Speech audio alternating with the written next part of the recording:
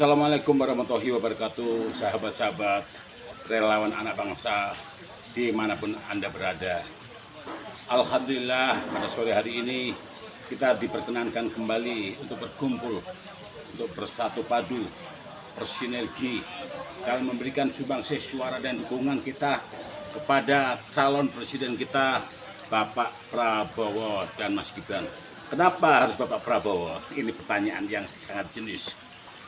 Karena Indonesia perlu sosok yang patriot, negarawan, yang humble, yang gemoy pastinya ya, yang konsekuen, yang komitmen, dan dia mendalami Bainfostra, Badan Informasi dan Strategi.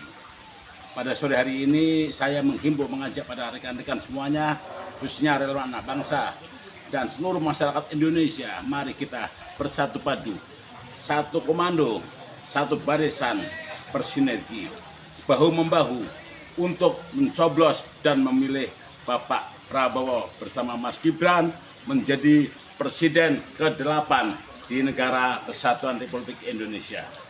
Karena menurut apa yang disampaikan oleh mendiang almarhum Gus Dur, bahwa bangsa ini butuh sosok pemimpin, bukan pemimpi.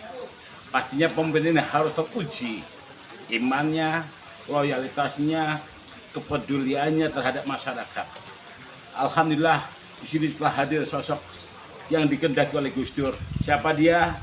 Tidak lain tidak bukan, beliau adalah Haji Prabowo Subianto.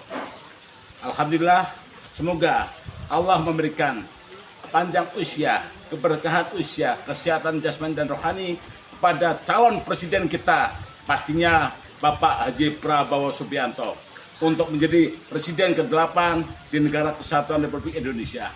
Insya Allah, dengan terpilihnya beliau menjadi Presiden ke-8 di Negara Kesatuan Republik Indonesia, Indonesia akan lebih maju, tangguh, bermartabat, berwibawa di negara-negara bagian, bahkan negara tetangga, dan dunia pada umumnya.